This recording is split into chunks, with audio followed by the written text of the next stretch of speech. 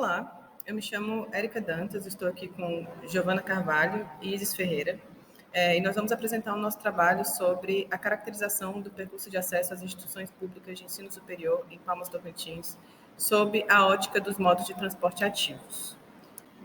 Para contextualizar a nossa pesquisa, é importante falar sobre a crise de mobilidade urbana proporcionada pelo rodoviarismo e como tem gerado impactos negativos a diversas ordens para o ser humano e para o meio ambiente, contribuindo significativamente para a diminuição da qualidade de vida nas cidades brasileiras. A gente utilizou muito como base a Política Nacional de Mobilidade Urbana, aprovada em 2012, que traz instrumentos que visam o desenvolvimento sustentável das cidades para reverter o quadro da crise de mobilidade, tendo como uma das diretrizes e prioridades os modos de transportes não motorizados sobre os motorizados. Os modos não motorizados, eles também são chamados de modos ativos, e eles são o andar a pé, de bicicleta, patinete e todo o modo de propulsão humana. No âmbito dos modos motorizados, a Política Nacional de Mobilidade Urbana determina que os modos coletivos, estes são os ônibus, veículos leves, sobre trilhos, metrôs e trens, ela define que esses meios eles tenham prioridade sobre os modos individuais motorizados, que seriam as motos e os carros. Essa imagem ao lado, ela ilustra bem essa priorização, tendo ao topo os pedestres e, no final da pirâmide, os carros e as motos. Bom, ainda a fim de contextualização, é importante falar sobre o Projeto de Palmas. Palmas é uma cidade que foi criada a partir do nada, em 1989, para ser a nova capital do mais novo estado do Brasil, o Tocantins. Na época do Projeto de Palmas, as preocupações com as questões de mobilidade urbana ainda giravam fortemente em torno da fluidez do trânsito e da oferta de estacionamentos, sem se preocupar tanto com as críticas existentes ao rodoviarismo. Então, por mais que houvesse algumas diretrizes na Constituição de 1988, essas questões só foram regulamentadas no Estatuto da Cidade em 2001, que, em conjunto com a Política Nacional de Mobilidade Urbana, em 2012, trouxeram regulamentações mais efetivas no âmbito da mobilidade urbana. Sendo assim, o projeto urbano de Palmas tem como elemento definidor uma malha viária ortogonal formada por grandes avenidas a cada 700 metros, que delimita a ocupação urbana com suas diversas funções, habitacional, comercial, industrial, chamadas de quadra. Cada quadra vai possuir o seu próprio sistema viário interno de vias locais que se conecta às avenidas. Bom, para os cruzamentos dessas avenidas principais, que acontecem a cada 700 metros, foi pensado na rotatória como solução para esses cruzamentos, com exceção apenas da Avenida Teotônio Segurado, que ela foi traçada como o eixo principal longitudinal da cidade, a mais larga da cidade. Nessa avenida, os cruzamentos eles foram resolvidos por meio de semáforos. As rotatórias, elas são elementos que proporcionam fluidez no trânsito por permitir o maior fluxo, um fluxo mais contínuo de veículos. Porém, elas não foram pensadas para a travessia segura de pedestres ou de ciclistas, dificultando a mobilidade urbana por meio desses meios. Apesar de ter havido um plano de ocupação por etapas, Palmas foi ocupada de uma forma desordenada, gerando espraiamento, baixas densidades e custos muito caros para a urbanização. Na região central, a gente tem uma baixa densidade, enquanto nos extremos norte e sul, essa densidade é muito mais alta. Bom, nesse sentido, esse artigo busca instigar a abordagem sobre a infraestrutura viária com ênfase nos modos ativos, uma vez que os pedestres e ciclistas foram tratados como secundários no planejamento de Palmas. Para isso, a gente utilizou como estudo de caso o trajeto até duas instituições de ensino superior, a Universidade Federal do Tocantins e a Universidade Estadual do Tocantins, pois entende-se que priorizar os modos ativos, que são de baixo custo, aos equipamentos de ensino público, fomenta a inclusão social e a democratização da educação. É importante destacar também que esse percurso de acesso a essas universidades também é uma rota diária para os moradores da região norte, que é uma região caracterizada como baixa renda, para acesso à área central, onde se encontram os postos de trabalho. Nossa metodologia foi dividida em 3 partes. A primeira dela é o levantamento, onde foram elaborados pelos próprios alunos mapas de uso e ocupação do solo e caracterização da paisagem e da infraestrutura de acesso a essas instituições de ensino. O segundo momento foi uma visita em loco, também feita pelos próprios alunos, para caracterizar esse percurso e elaborar mapas, croquis, fotografias e percepções, observações sobre esse percurso. No terceiro momento foram elaborados questionários e aplicados para ciclistas em frente a essas instituições de ensino. Vale destacar os horários em que esses questionários foram aplicados, em horários estratégicos de pico. E é isso. Bom, partindo um pouco agora para a parte dos resultados, aqui a gente tem o nosso primeiro mapa de levantamento, querendo ou não, para demonstrar a localização do nosso estudo de caso, das instituições de ensino. Esse mapa de localização mostra a localização dentro da cidade inteira, e aqui a gente tem uma aproximação demonstrando que está dentro da área de primeira fase de ocupação, só que, como a gente falou anteriormente, houve um processo de ocupação muito desordenado. Então, a gente ainda tem áreas aqui, por mais que estejam dentro dessa primeira fase, ainda estão bem mal ocupadas, que justamente dificulta essa conectividade entre a área onde estão localizadas as instituições com a área de serviço e comércio central. As instituições, elas estão lado a lado uma da outra, próximo ao Lago de Palmas e também próximo à ponte Fernando Henrique Cardoso, que também liga a cidade à rodovia TO 080. Essa ponte, dando continuidade, ela se torna a Avenida JK, na parte urbana. E essa avenida ela é um importante eixo comercial, que também é uma das principais vias de acesso a essas instituições de ensino. E também temos a Avenida NS15, que é a via de acesso para as instituições no sentido norte-sul. E são essas vias onde a gente fez os nossos levantamentos e estudos para poder entender as percepções do usuário dos meios de transporte ativo. Esse próximo mapa é um mapa de levantamento de uso e ocupação do solo, feito logo após as visitas em loco, que foram realizadas nos trechos que estão demarcados. O trecho 1, ele está logo à frente das instituições de ensino e se encontra na Avenida NS15. O trecho 2, ele é um pouco mais ao sul, já passando do cruzamento com a Avenida JK. E aqui a gente está mais próximo à Orla 14. A gente vai falar um pouco mais desses trechos mais à frente. O trecho 3, ele é na Avenida JK, logo após o cruzamento com a Avenida NS15, enquanto o trecho 4, também na Avenida JK, só que agora em frente ao Capim Dourado. Nesse levantamento, a gente buscou entender também como que funciona a infraestrutura dessas vias. A Avenida NS15, ela possui 3 faixas de rolamento em cada um dos sentidos, e essas faixas são separadas por um canteiro central de 20 metros. As calçadas laterais possuem, em um dos lados, 10 metros de largura e no outro 5 metros, totalizando um total de 56 metros de caixa viária. É importante ressaltar também que essa via recebeu uma ampliação recentemente para que fosse desviado para elas o transporte de fluxo de cargas, ou seja, é uma via onde o transporte de veículos de grande porte é muito grande. A Avenida JK, ela faz a ligação entre as instituições de ensino e a área central da cidade. E ela possui também 3 faixas de rolamento, só que agora o canteiro central que as separa, ela é um pouquinho menor, com 5 metros de largura.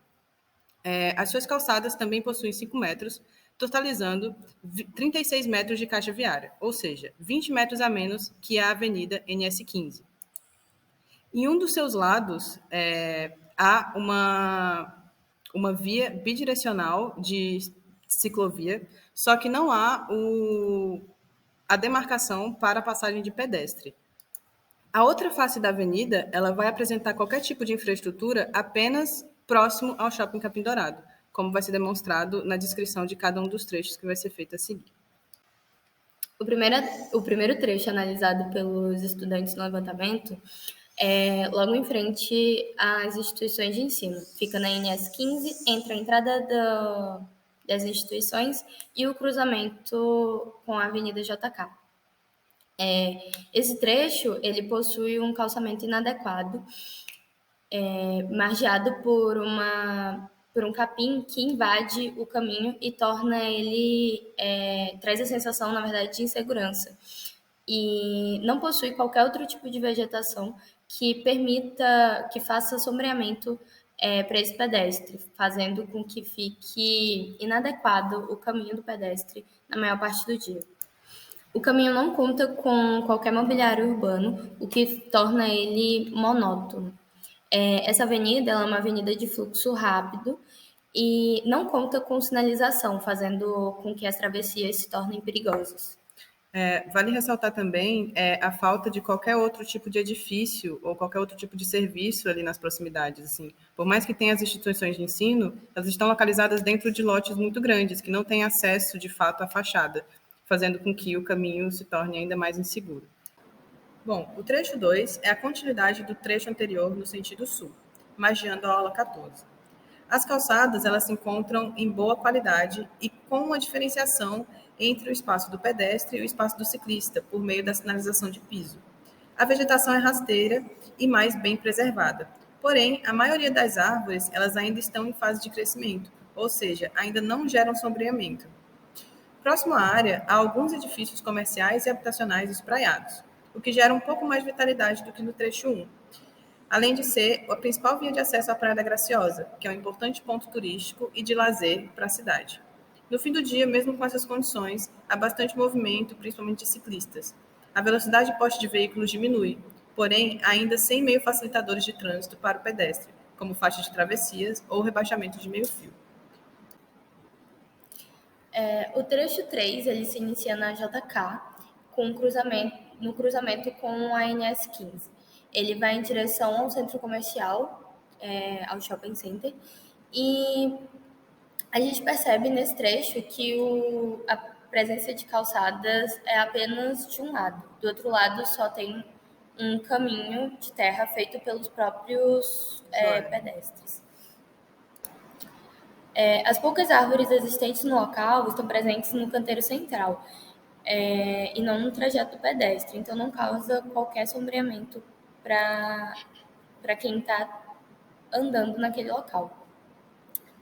O único ponto que tem de atrativo nesse trajeto é uma tenda onde vende pastel. Os mobiliários ali dispostos, cadeiras e redes, fazem daquele espaço um local de permanência agradável no meio do caminho. Porém, é vinculado à iniciativa privada. Bom, o trecho 4, ele ainda está na Avenida JK, só que agora estamos em frente ao Shopping Capim Dourado. É possível observar uma clara diferença com relação aos demais trechos pela quantidade de pessoas e veículos estacionados e a quantidade de infraestrutura para atender tanto ao pedestre quanto ao veículo. A gente tem meios redutores de velocidade, como o radar, temos faixa de pedestre, pontos de ônibus cobertos, rebaixo de meio-fio e ciclovias pavimentadas e sombreadas. Porém, ainda não tem um espaço específico para o pedestre, seguindo a mesma tipologia da Avenida JK, lá mais próximo ao cruzamento com a NS 15.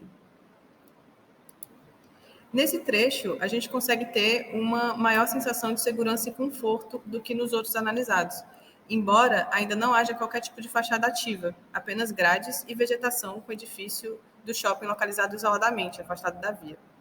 O fluxo de carros é intenso, porém, com os mecanismos redutores de velocidade, a travessia é mais segura, tanto para o pedestre quanto para o ciclista. Agora, partindo para o resultado dos questionários, nesses questionários a gente buscou caracterizar esse público, o fator socioeconômico e a percepção dele sobre esse trajeto. O principal motivo pelo qual essas viagens acontecem é o fator econômico. Eles alegam que é o meio de transporte mais barato, com 37,5%. Logo após vem saúde, com 27,8%, e a rapidez desse meio. Consciência ambiental também aparecem com um pouco menos de percentual, e tem ainda outros meios. Depois a gente tem o destino dessas viagens. Então, apesar das instituições de ensino serem um caminho, um destino, elas só aparecem com 49,9%. Logo após vem outras regiões e o centro com só 6,8%. A razão pela qual essas viagens acontecem também se confirmam, como dito anteriormente, que é o estudo, com 48,9%, e o trabalho, com 31,1%. somando essas porcentagens, a gente tem 80% desse público indo trabalhar ou estudar, e só 20% por outros motivos, como lazer. E, novamente, quando a gente fala de frequência, esses dados se confirmam, com a maior frequência sendo de 48%, de segunda a sexta-feira, e nos finais de semana, outros com menos.